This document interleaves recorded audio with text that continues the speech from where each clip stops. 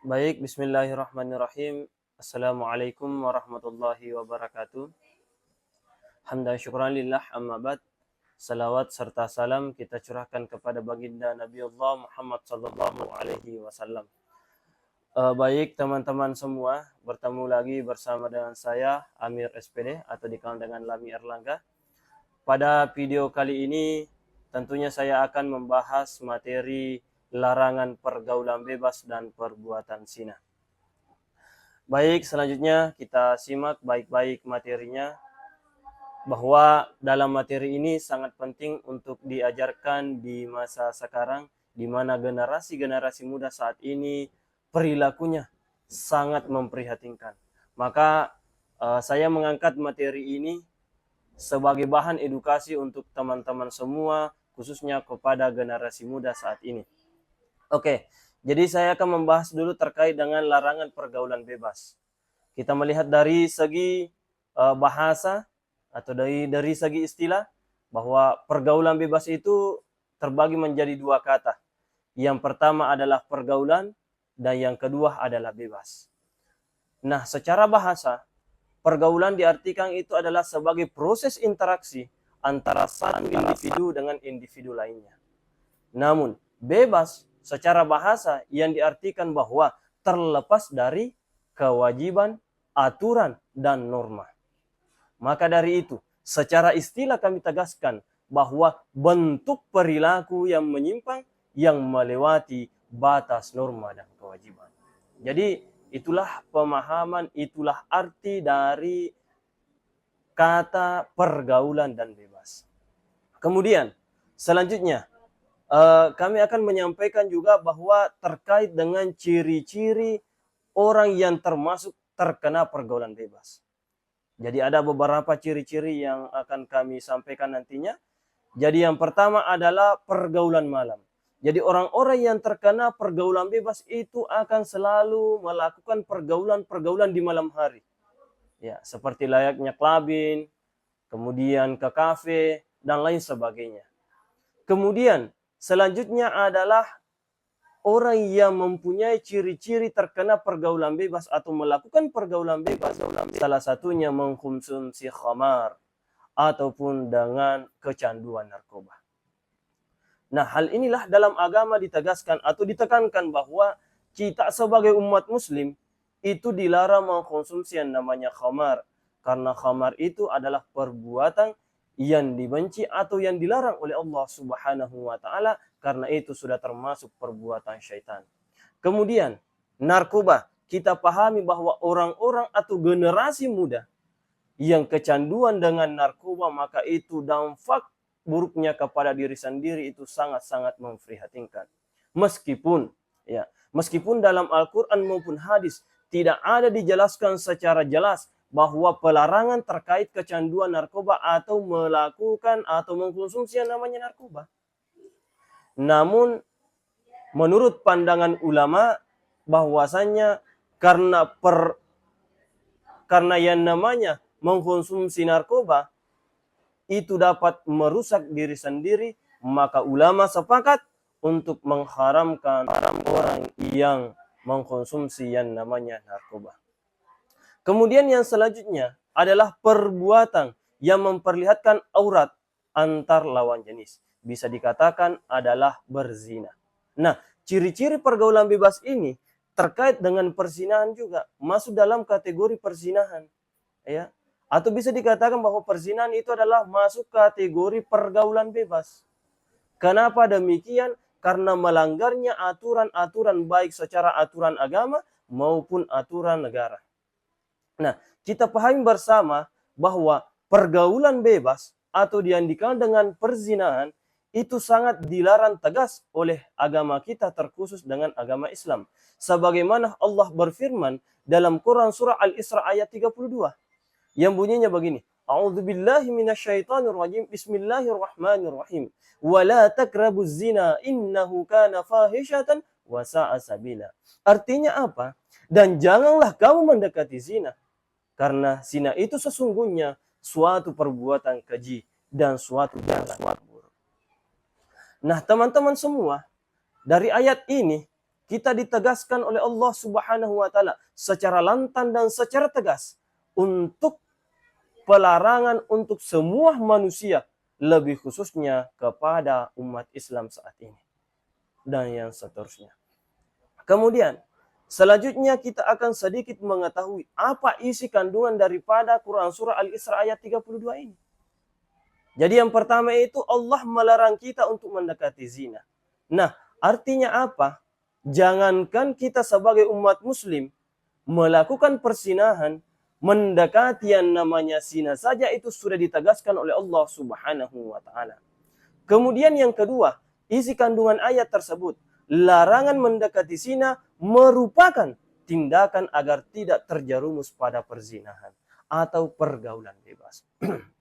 Nah, teman-teman semua, bahwasannya tindakan berzina itu merupakan pergaulan atau perbuatan yang sangat dilarang oleh Allah melalui ayat Quran surah Al-Isra ayat 32.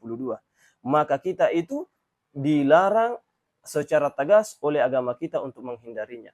Kemudian yang ketiga adalah perbuatan zina merupakan perbuatan yang sangat keji dan perbuatan yang sangat buruk. Kenapa demikian? Karena kita mengambil sebuah pengibaratan bahwa binatang atau hewan itu melakukan hal-hal yang sedemikian rupa di luar daripada yang namanya pernikahan. Maka ketika manusia melakukan hubungan-hubungan antara lawan jenis di luar daripada pernikahan, maka itu disebut dengan perzinahan. Makanya itu merupakan perbuatan yang sangat keji dan perbuatan yang sangat buruk. Karena kenapa? Karena berhubungan dengan lawan jenis itu sudah diatur oleh agama dan Al-Quran itu sendiri. Makanya Allah telah melarang kita atau menegaskan kepada kita semua untuk menghindari yang namanya pergaulan bebas. Kemudian, salah satu isi kandungan ayat Quran surah Al-Isra ayat 32, yaitu perbuatan mendekati zina ini termasuk kategori pergaulan-pergaulan bebas.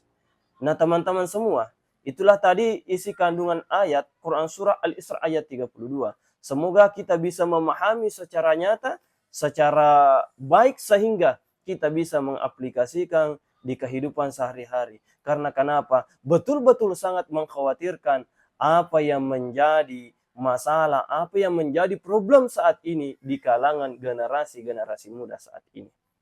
Kemudian, selanjutnya teman-teman semua, saya juga akan sedikit memaparkan terkait akibat pergaulan bebas. Jadi dampaknya itu ada dari 3 kategori. Yang pertama, ketika kita terkena pergaulan bebas atau melakukan pergaulan bebas, dampaknya itu sangat luar biasa. Baik dari diri sendiri, baik dari keluarga, dan bagi masyarakat itu sendiri. Apa dampaknya untuk diri sendiri? Apa akibatnya untuk diri sendiri? Yaitu adalah salah satunya kita terhindar dari Allah. Kita terhindar atau tidak dekat dengan Allah Subhanahu wa taala. Dengan kata lain, kita malas beribadah. Kemudian mental kita tidak stabil. Kemudian gaya hidup berpoya-poya. Selanjutnya kesehatan kita juga menurun. Dan yang terakhir, itu kita selalu berbuat dosa kepada Allah Subhanahu wa taala.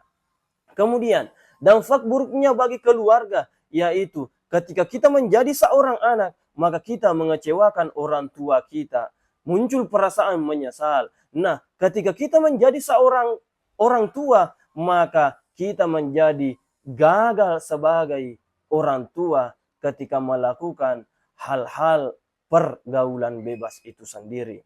Kemudian kita tidak memiliki investasi akhirat yang baik sehingga itu dapat merusak tatanan keluarga kita. Kemudian terakhir teman-teman semua, yaitu dampaknya bagi masyarakat. Apa dampak bagi masyarakat itu sendiri? Bahwa merebaknya pelanggaran-pelanggaran norma agama di kalangan masyarakat saat ini. Kemudian karena pergaulan bebas itu bisa memunculkan permusuhan, memunculkan konflik antara satu dengan lainnya, dan selanjutnya terjadi kriminalitas yang mengganggu masyarakat. Teman-teman semua, itulah 3 dampak buruk atau akibat pergaulan bebas ketika kita melakukan atau terjerumus dengan yang namanya pergaulan bebas. Kemudian selanjutnya, bagaimana sebagai manusia cara mengatasi pergaulan bebas itu sendiri. Yang pertama, marilah kita meningkatkan iman kepada Allah Subhanahu wa taala, sehingga dengan iman dan takwa kepada Allah Subhanahu wa taala kita terhindar dari yang namanya pergaulan bebas. Kemudian yang kedua, kita akan selalu memberikan penyuluhan tentang bahaya pergaulan bebas itu sendiri. Kemudian yang ketiga, memberikan juga penyuluhan terhadap orang tua, atau dengan kata lain kepada orang tua akan pentingnya kontrol keluarga terhadap pergaulan anak saat ini. Kemudian yang selanjutnya adalah mengikuti pengajian-pengajian Islami, sehingga semakin hari semakin tingkat pemahaman kita tentang pergaulan bebas itu semakin mendalam. Kemudian yang selanjutnya adalah berteman dengan orang-orang yang baik akhlaknya. Dan yang selanjutnya adalah mengisi waktu luang dengan hal-hal yang sangat bermanfaat. Dan yang terakhir adalah memberi sanksi kepada para pelaku pergaulan bebas, teman-teman semua. Baik, itulah tadi terkait dengan cara mengatasi pergaulan bebas. Selanjutnya adalah hikmah menghindari pergaulan bebas, teman-teman semua. Makanya perlunya kita mengetahui bahwa ketika kita menghindari pergaulan bebas, apa hikmahnya? Tentunya yang pertama adalah dapat memperoleh ridha Allah Subhanahu wa taala. Kemudian yang kedua adalah kita selalu dicintai oleh Allah Subhanahu wa taala dan Rasulnya. Kemudian yang ketiga, terhindar dari dampak buruk pergaulan yang melanggar norma agama dan masyarakat. Dan yang ketiga atau yang terakhir, dapat menggapai cita-cita di masa yang depan atau di masa yang akan datang. Itulah tadi sedikit terkait dengan pembahasan tentang larangan pergaulan bebas dan perbuatan zina. Maka dari sebelum saya mengakhiri materi ini, sebelum saya mengakhiri pembahasan ini, saya akan menyimpulkan bahwa Allah Subhanahu wa taala sangat mengharamkan umat Islam melakukan yang namanya pergaulan bebas. Larangan terhadap pergaulan bebas memiliki tujuan untuk menjaga yang namanya nilai moral, etika, dan tatanan sosial di kalangan masyarakat. Hal ini juga penting untuk melindungi individu, khususnya generasi muda saat ini, dari dampak negatif seperti dengan degradasi moral, konflik sosial, kemudian penyebaran penyakit menular seksual, kehamilan di luar nikah, hingga gangguan psikologis.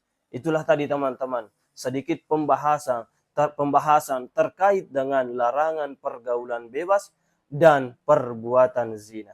Maka dari itu, saya mengucapkan banyak terima kasih atas segala perhatiannya. Wabillahi taufiq wal hidayah. Wassalamualaikum warahmatullahi wabarakatuh.